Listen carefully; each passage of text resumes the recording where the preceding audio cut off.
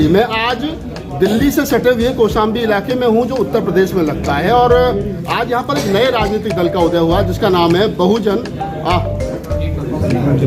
है रिपब्लिकन समाज पार्टी। और रिपब्लिकन समाज पार्टी के राष्ट्रीय अध्यक्ष सत्यार्थ जी हमारे साथ हैं, उनसे बातचीत करेंगे और जानने की कोशिश करेंगे कि जो रिपब्लिकन शब्द है यानी रिपब्लिक बोले तो लोकतंत्र। सर स्वागत है आपका, आपने नया राजनीतिक दल बना लिया, क्या उद्देश्य है पार्टी बनाने का? अभी आपने चालू किया था, थैंक यू वेरी मच। गणतंत्र रिपब्लिक का मतलब है गणतंत्र, रिपब्लिक का मतलब है गणतंत्र। गणतंत्र का मतलब है यहाँ हर चीज इलेक्शन से होगी, पब्लिक इलेक्ट करेगी।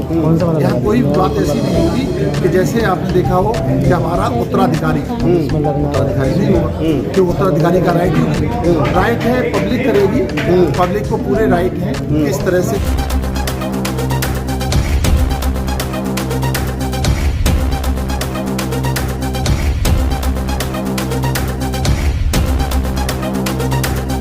कौन प्रेसिडेंट होना चाहिए, कौन क्या होना चाहिए, जनरल सेक्रेटरी कौन होना चाहिए, तो इसके लिए सारे राइट पब्लिक को, इसलिए रिपब्लिकन वर्ड नहीं। आपने कहा कि रिपब्लिकन वर्ड इसलिए लिया क्योंकि यहाँ सारे फैसले जो है वो पब्लिक करेंगे और लोकतांत्रिक ढांचा रहेगा। आपने अभी डायरेक्ट इंडायरेक्ट में एक इशारा किया कि उत्तराधिकारी नहीं, कांशीराम साहब उत्तराधिकारी बना करके गए मायावती को, मायावती ने अपने भतीजे को उत्तराधिकारी बना दिया, तो इसका मतलब आप कांशीराम साहब की वैचारिक से सहमत नहीं है? हाँ, कांशीराम साहब की कुछ चीज़ें थी जो शायद से डिफर करते, मैं भी डिफर करता हूँ।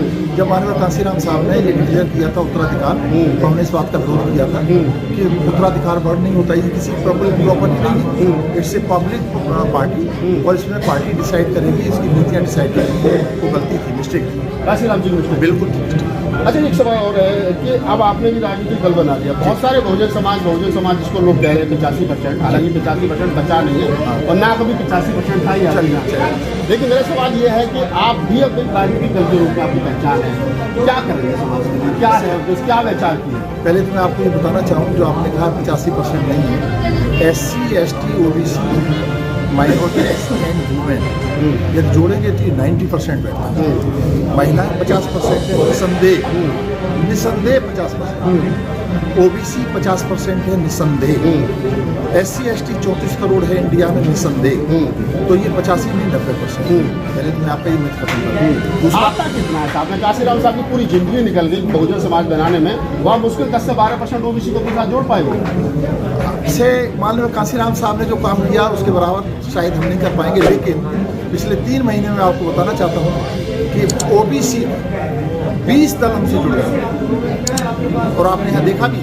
सर दल तो जोड़ते हैं, दिल नहीं जोड़ते हैं। आज भी शुरू कर OBC समाज कर रहा है। अब मैं बता दूं, जो OBC समाज सब शोषण कर रहा है, जैसे अहीर है, जाट है, गुजर है, उनसे हमारा परहेज है। इसके अलावा जो जातियाँ हैं वो हमारे दोस्त हैं, हम उनके साथ। मतलब जो नारा कभी कांशीराम ने दिया था कि अजगर से सावधान रहना, ये अहीर, जाट, गुजर और राजपूत, आप भी इनसे परहेज रखते हैं? बिल्कुल परहेज। यादव तो बड़ा मुश्किल हो रहा है, यादव तो आखिर कह रहा है कि जो सबको मानते हैं तो अम्बेडकरवादी हैं। जो मिशनरी यादव है वो यादव नहीं है, वो बुद्धिस्ट है। जैसे ललई सिंह है इस तरह से, तो वो यादव नहीं, वो अहीर नहीं, वो एक सुधरा हुआ इंसान है, वो हमारे साथ है। अच्छा एक सवाल और है कि अब आपको क्योंकि राजनीतिक दल तो चुनाव में भी जाएंगे, अब आपने यहाँ पर कई पार्टी का एलायंस भी किया है, तो चुनाव को लेकर के क्या रणनीति है?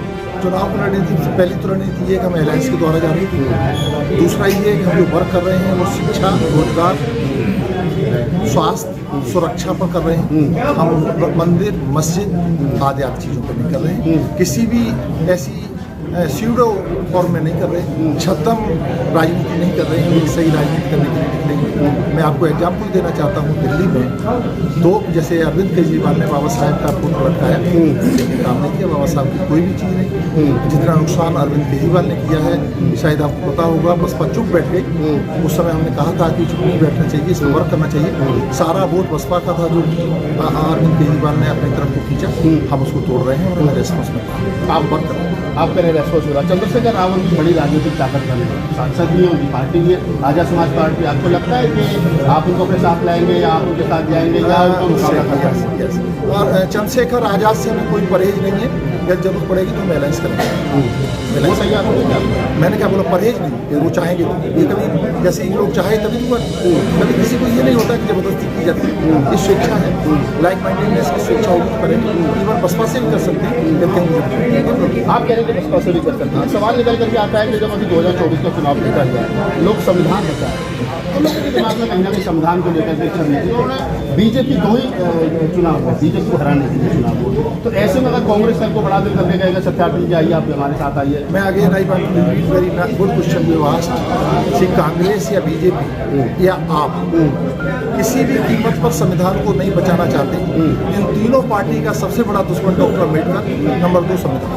कैसे चलो कांग्रेस को कांग्रेस दुश्मन कैसे? इतनी सारी नौकरियां दी कांग्रेस ने, बाबू जगजीवन राम ने 60 लाख से ज्यादा कांग्रेस के समय पर नौकरियां दी, उससे मध्यम वर्ग तैयार हुआ, जगजीवन राम ने इतना सारा काम किया, आप कांग्रेस को दुश्मन कैसे मानते? श्री नागपाल साहब, आपने बहुत अच्छी बात कही है कि रोज नौकरियां दी, नौकरियां किस तरह की दी और क्यों दी और कितनी दी, जितनी देनी चाहिए उसकी 1/3 भी नहीं दी। सर 89 में राजीव गांधी सरकार ने स्पेशल रूप चला, अखबार में वो दिखावा था, आपको घर से बुला वो ऐसा नहीं दिखावा था, पूरी तरह से नहीं दिया। रिजर्वेशन लागू नहीं किया गया, वर्टिकल रिजर्वेशन लागू नहीं हुआ, आज स्थिति इसलिए खराब है। कांग्रेस भी उसी लाइन पर है, आरएसएस की जननी कांग्रेस है और आरएसएस की बेटी बीजेपी है, वो 95 के आसपास 40 लाख सरकारी कर्मचारी थे शेड्यूल कास्ट के, बिल्कुल थे। आज के तारीख में घटकर के 6.5-7 लाख रह गए, क्या करें सारी समाज सी? देखिए, पहली बात तो ये सरकारी नौकरियां ही खत्म कर दी, सारे PSU सारे संस्थान भेज दिए गए, उनको हमें सबसे पहले वापस लाना है और ये हमारा दृढ़ संकल्प है कि यदि RSP की पावर आती है, हमारी अलायंस आती है, हमारा पहला एजेंडा होगा कि 3 महीने में सारी PSU को वापस लाना। दूसरा, जितने भी प्राइवेट सेक्टर हैं उसमें रिजर्वेशन को लागू करना है और रिजर्वेशन लागू संवैधानिक तरीके से नहीं बल्कि रिव्यू करके, यानी जितनी जिसकी संख्या बारी उतनी उसकी हिस्सेदारी होगी और हिस्सेदारी मात्र ये नहीं होगी बल्कि इम्प्लीमेंटेशन में भी होगी। आपने देखा हो policy making and implementation both things are very important.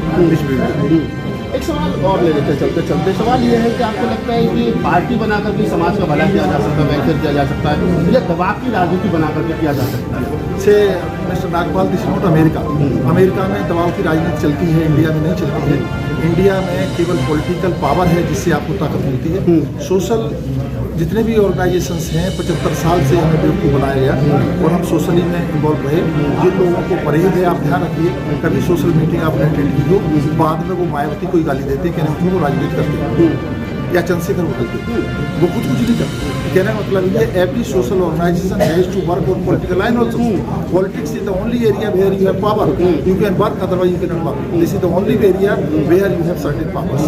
Doctor Ambedkar को हम लेते कोर्ट लेते कि डॉक्टर अम्बेडकर कभी राजनीति में सफल हुए नहीं, उन्होंने 3 राजनीतिक दल बनाए, राजनीतिक पार्टियां बनाई, उसके बावजूद भी दबाव की राजनीति जब उनको लगा एक समय पर कि मैं लोग पार्लियामेंट में उसमें नहीं जा सकता, संविधान सभा में हमने नेहरू को सत्ता पेश करके दिया, मैं नहीं जाऊँगा मुझे समाज के लिए ये करना। तो बाबा साहब उनके समाज के लिए दबाव की राजनीति देखिए, उसी कांग्रेस से नफरत थी, उसी से कहते हैं हिस्सेदारी मत बनना, उसी में जाकर के मेंबर्स ऑफ पार्लियामेंट हुए, राज्यसभा, उसी में जाकर के मिनिस्टर हुए, उसी से सब कुछ लिया। देखिए, वो जो बाबा साहब थे, बाबा साहब का temporal leader means social, religious and political, जो तीनों एरिया का लीडर होता है उसको टेम्पोरल लीडर कहते हैं।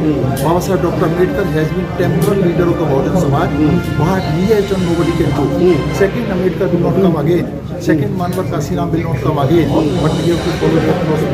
The time in which doctor Ambedkar had birth, that time was very crucial, बहुत स्थिति खराब थी, लेकिन उन्होंने जो किया कोई नहीं कर सकता। पुनः पैक्ट हुआ, वो भी एक आपने सही कह रहे हैं, जो दबाव की राजनीति, लेकिन किया।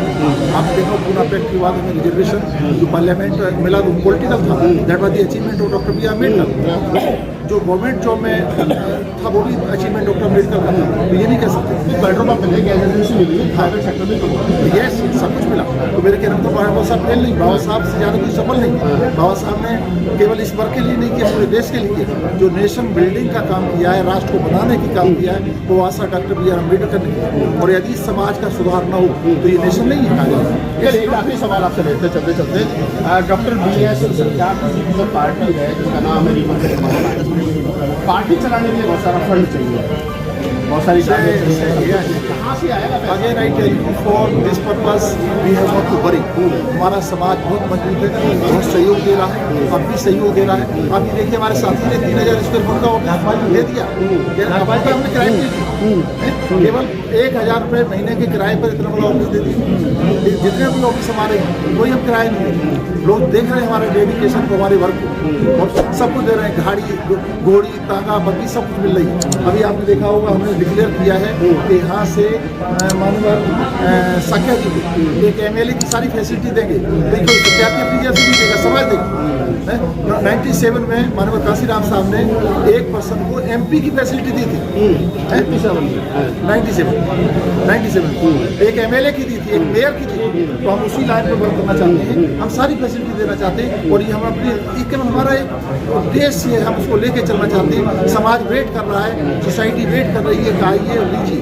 कोई कमी नहीं राघपाल साहब, आपके लिए भी कमी नहीं, हमारे लिए भी कमी नहीं। एक सवाल और निकल करके आता है, कई बार मैं सोचता हूँ बैठ करके जब काम करनी चाहिए कि समाज में अच्छे स्कूल के लिए हमारे बच्चे आए हैं, स्कूल में पढ़ने के लिए जा रहे हैं, सरस्वती शिशु मंदिर में जा रहे हैं, अच्छे लोग स्कूल में जा रहे हैं, तो हमारी नींव ही कमजोर हो रही है। हमारे बच्चे स्कूल में जाकर जा रहे हैं, तो हम कैसे आने वाली जनरेशन को तैयार करेंगे? आपको नहीं लगता है कि संगठन कुछ संगठन ऐसे होने चाहिए शिक्षकों की तरह, जो अपने स्कूल बनाए, अपने बच्चों को तैयार करें? अपने शिक्षकों ने तो कभी नहीं करना होगा,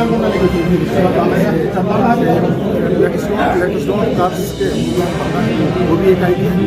education is one idea, on which everybody working, we are working when becoming power. समाज परिवर्तन का काम करें। सामाजिक परिवर्तन, ट्रांसफॉर्मेशन परिवर्तन जो है वो सत्ता से होगा, सत्ता नहीं आके होगा। और एजुकेशन सबसे पहला हमारा एरिया है, उसमें वर्क करेंगे।